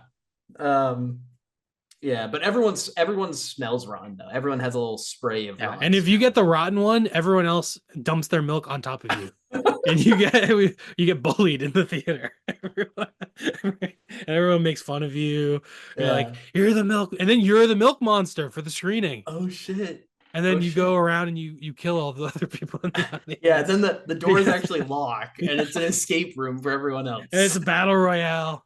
Yeah, and we'll stream it on Rumble, and it'll be a snuff movie. We think you're watching a movie, and then we make like a snuff film documentary of the screening. Yeah. Wow, what a These concept! these are the ideas coming right out of the mind. Listen, these are like, honestly, that one's a freebie. You guys can even take that and run with it. You don't need to That could be cite us good. on No, I kind of this would be a good idea. Don't no one take that idea. it. All right, fine, fine. No one take that. I want it. I Unless want unless you it's have some money to put up for it, then get in touch. well, yeah. If anyone wants, yeah, if anyone wants the idea, hey, you can contact mindyourmoviespodcast at gmail.com. All right, cool. Well, that was a pretty quick episode. I will say neither movies were that great, so I feel like we didn't have that much to talk about. Also, both of us like just didn't like one of them at all. So, Yeah, that's pretty much. This is it is interesting that this similar kind of thing happened mm, with our college movie episode where we picked two things neither of us had seen. I picked a like thriller movie thing that was pretty bad, and you picked Blue Chips, and neither of us mhm. liked that part. And it was just, I would say that one actually maybe even more negative than this one. I feel like this one, at least, either both of us liked Yeah, one of the movies. yeah, a little some random topics. We wanted to do some paring down on the topics to make sure we have good ones, but we didn't do that yet. So we could get another shitty topic. Who knows? But that's Yeah, kind of part of the fun of the show, I guess, right? You never know what's coming. that's true. And also, I wanted to bring up one more thing that we briefly mentioned, I think, when we did when we pulled this less than thousand thing, which is the inspiration for this came from this movie Dark Tracor. Yeah, Um, Dark Tracor, which is a 2021 movie. And we watched it. We were the first people on Letterboxd to log it. yeah. Um, and if you go to Dark Hey, Tracor, when we watched it, there was literally zero logs on Letterboxd. Yeah, yes, yeah. And so when you go, there's now more people that have watched it somehow for some goddamn reason, and not for our doing. But if you go and you look at the reviews, we are still 2 of the 3 reviews, and the third is our friend that watched it with us. So, No um, one else has reviewed it. They've just no, watched it and then they're like, I don't have much to say. but its rating is insane. Um, I am only kind of noticing this now. Actually, I pulled it back up to look at my review for that, which Mm. is not a particularly positive review. The Wow, movie, a lot of 4.5s and fives. I don't understand. Strong ratings. I think that maybe somebody saw that we didn't like this movie and was like, got all their friends to just rate it Maybe. 4.5 and 5 stars or something. Maybe. Um, It has 37 now. like that's why. I'm sorry. Um, Oh, interesting. Yeah, look there, and they all look like fake accounts. oh, is that? I don't even know how you see. If Oh, you nobody has click, images. Yeah. yeah, if you click on the viewed, a lot of them they Oh my look like god, they. so many likes. Literally, yeah. So nobody since there's one guy after There's us that didn't like it, but gave it a like, which is insane, and didn't there's write one anything. guy who looks like a legitimate human who gave it 4 stars and a like. Insane. Or maybe, yeah, I'm not sure actually. There's a couple people You that never have know on the profile internet now, pictures. and you never know what's AI and what's not. What's a real person, what's a bot. It's Yeah. the Somebody internet at is the top. basically useless. Oh, somebody at the top has logged it, but they're fake, but they didn't write anything. Anyways, but Crazy. so the reason I want to bring this up though is because I wanted to ask Shane if you had if we were gonna, let's just take the one you didn't like here. Let's take Blood on the Water. No, Blood on the Mm, Stars. Sorry, what the hell? Blood on the yeah. Stars or this. What would you recommend for somebody that wants to watch a movie that has very few views on Letterboxd? Or Blood on the Stars or Dark Tresor? Yeah. Dark Tresor. Wow. I would say Fast Break. Yeah, but out of the two that see, I Yeah, Dark Tresor. I think I would recommend above Blood on the Stars. Maybe I don't. How long? Oh, Dark Tresor is only 66 minutes, so it's yeah, similar runtime. So yeah, I think Dark Tresor. It's kind of a similar thing of, uh, you know, people making an independent film and doing the best with their resources. There are drone shots in Dark Tresor. I don't remember Dark Tresor super clearly because it was yes. like multiple years ago at this point. But Pretty yeah. forgettable too. I will say I'm reading our reviews and I'm remembering that we were also on this kick of Oh just yeah. saying that Ambulance. Ambulance was the worst movie in the world. Oh yeah, we watched Ambulance, the Michael Bay Ambu and we hated that movie. Oh, the shaky cam, the screaming and yelling. Oh my goodness. Yeah. Really tough movie to watch. I know there's a Ambulance hive that really enjoys Ambulance. They're the defenders of Ambulance, but not me. I did not enjoy Ambulance. Not a Yeah. Michael Bay guy. No, not for me. No. Also, it's interesting because after watching both, I would probably also recommend Dark Tracer over Fast Break. I probably wouldn't recommend it over Blood on the Stars, but I wouldn't. So it's interesting here. We each would recommend it over the one that we didn't like more. Yeah. So And we yeah, both are biased to our genre. picks, which makes Yeah, sense. our picks. Yeah. Yeah. But Anyways, so I just wanted to bring that up. It's a yeah, Dark funny. Tresor. Shout out to Dark Tresor. Yeah, go watch it. Add to that 34 number. If you're looking for a movie under 100 views on Letterboxd, get in soon. Yeah, it is tough. Like, I don't know. I don't want to shit on people people try their best. And these are people trying to make movies just with the resources that they have available to them. And not everyone has a full studio or, you know, all the money and resources and connections required to make a movie. So people making these random little movies that barely get seen, like respect to them. So filmmakers who made both these movies and Doctor Sword. So shout Yeah, out to them. that's the thing. Like, you made a thing. Like, that's awesome. Yeah, That is like way better than most people. Like, that is, let's not forget that, right? So it's really difficult to make a movie. But all right. I guess is that. I feel like this was a short episode, but that's okay. that's okay. We still have to find Category out what our Cup. next one will be. So while Shane pulls, I'll just say that next episode, before our next big episode, we'll be doing a Nick Cage tier list. So we're taking, because it's Nick Cool. Cage November, of course. So we're taking 20 movies that we've both seen from Nick Cage, and we're going to try to sort out where we think they fall in a tier list. Yes, it's our Nick Cage November celebration, so that'll be fun. Yeah, that's next week, and the week after that, we'll be doing a topic. I'm currently pulling it. You can see on YouTube, my eyes are closed. Here we go. I have the paper in my hand. Less than 100 views on it. The imagine the topic for 2 weeks from now will be highest grossing films of all time. So we're going Whoa. to the exact opposite. We're going from the most obscure to the most popular. Kind of That's crazy. yeah, So that's a funny jump. so by highest grossing, I believe on Letterboxd in the stats because we're both pro. Well, I'm patron. Are you patron or pro on there? I'm patron. Yeah. Oh, okay. Yeah. So we're both patrons. So we have the stats. And I think there's a list on Letterboxd of like, let me see, I'm pulling it up right now. It's the worldwide box office all-time 100. Nice. So it's the Easy. 100 I see highest it. grossing movies of all time. This is not adjusted for inflation. Right. Should we do adjusted for inflation or just stick with this list because this is a good resource? We have this list. Let's just use it, I would say. Okay. Crazy the movies that So are on this list. Just yeah, insane. I don't know what to do about this. We'll have to I look through. We'll probably have to cut some of this out because there's yeah. a lot of options. Yeah. It's always nice also. This is a funny one because I was talking earlier on that it's always nice to pick things that maybe aren't as seen. And that's not happening That here. That's no. we are picking movies that some of the most popular movies of all time. Um Yeah. And I will how many of the movies on the list have you seen out of curiosity? some 37. Okay, I've seen 45. So we've both Yeah. only seen like haven't seen that many. I went right to the bottom and I see a movie called Hi Mom.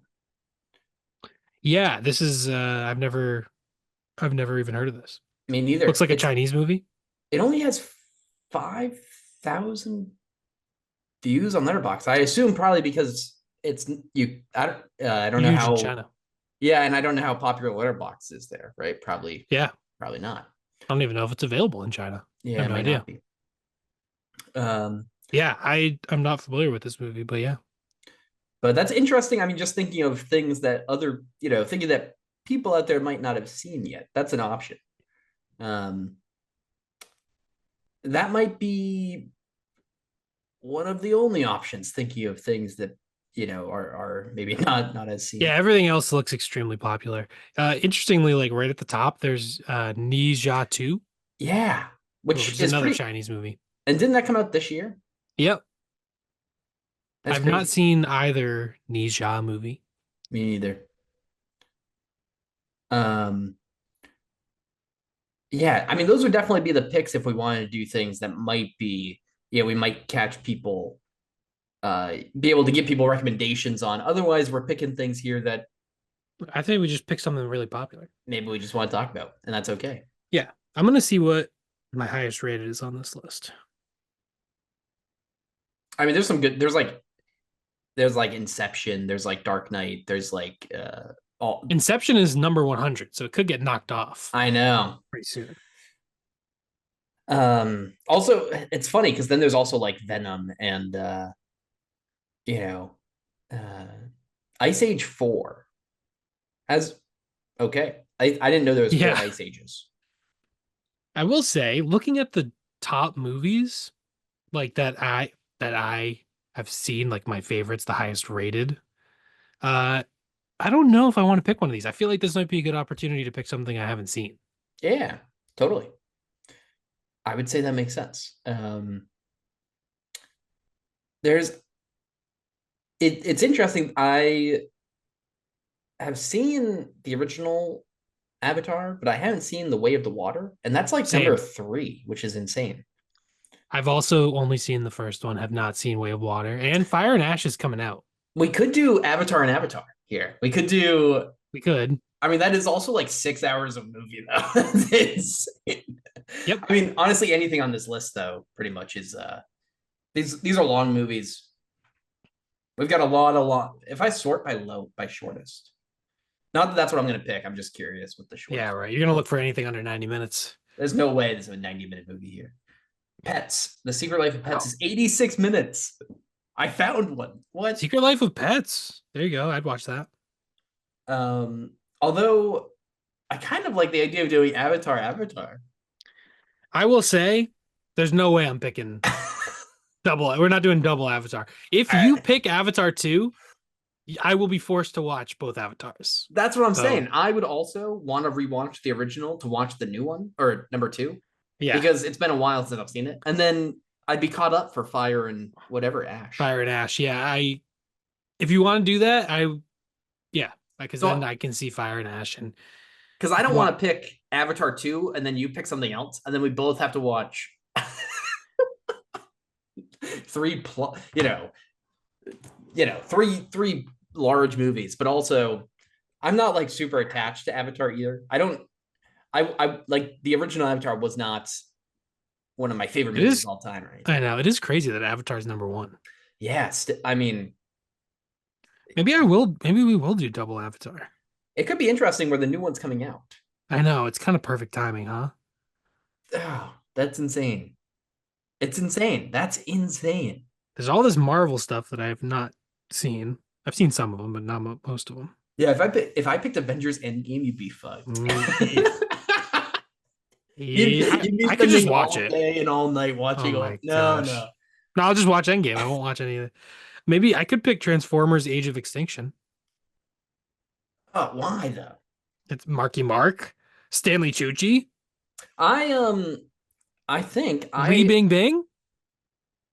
wait, hold on. How far down the list is that? It's Avengers number 37. I think it's number like 4 or 5 found or it. something.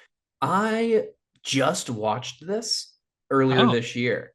In why? I watched we were watching through all the Transformers movies, me and Why? Why? my friend Frank and Nick. This was in May. Oh, Michael May.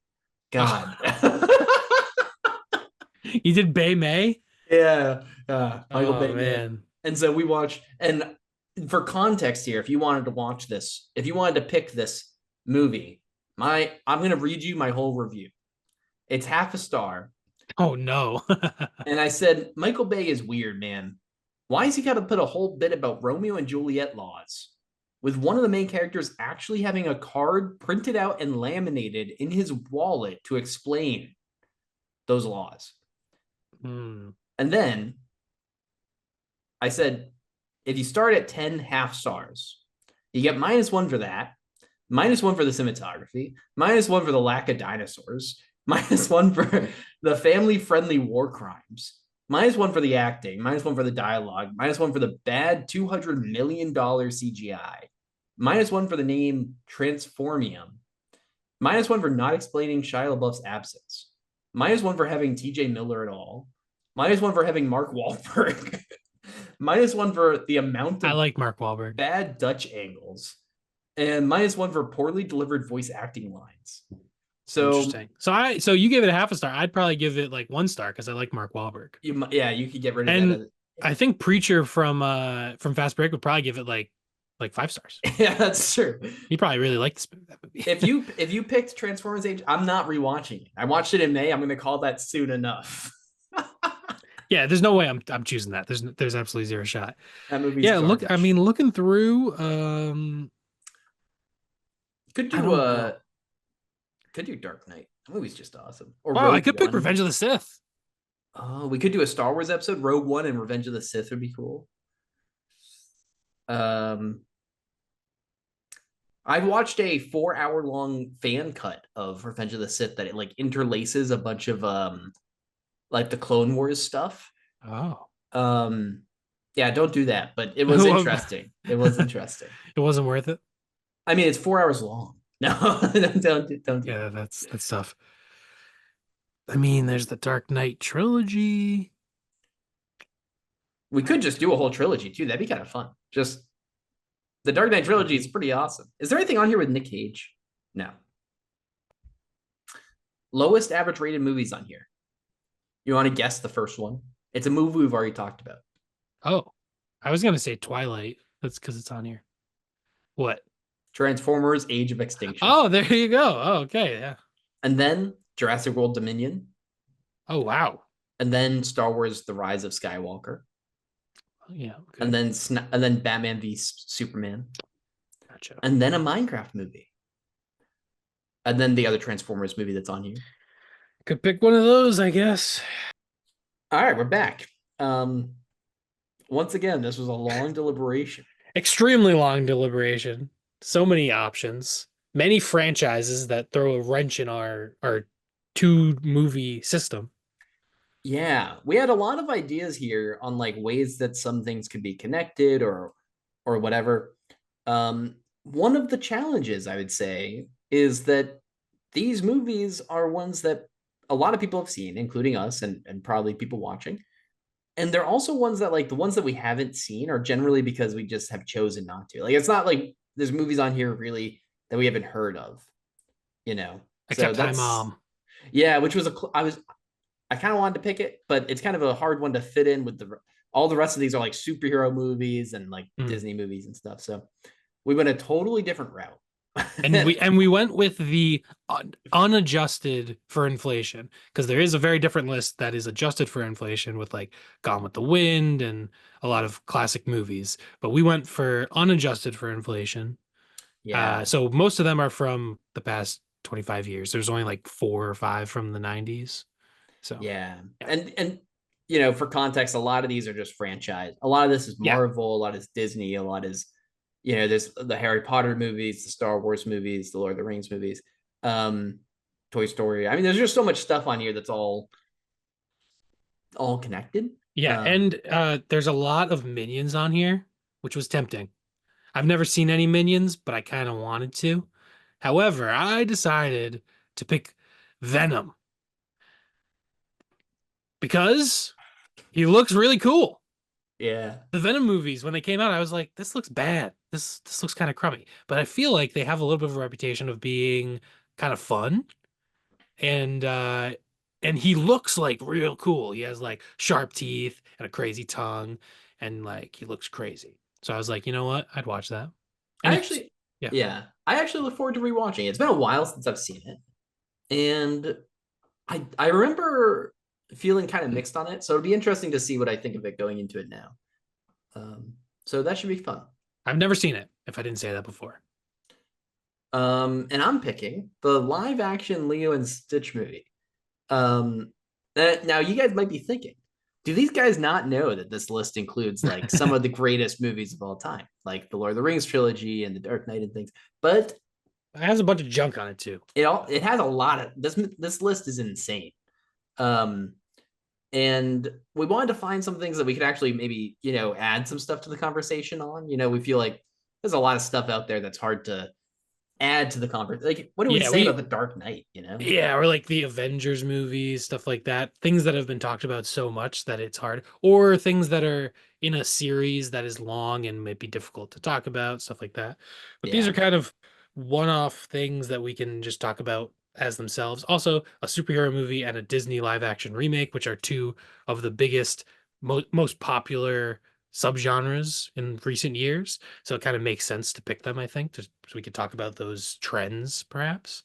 But yeah, so it'd be kind of cool. I think is it I think we should do Lilo and Stenham.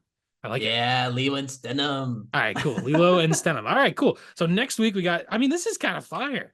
We got Nick Cage November, and then we got Lilo and Stenham, which is I'm in. pretty fantastic. Yeah, I'm it's in.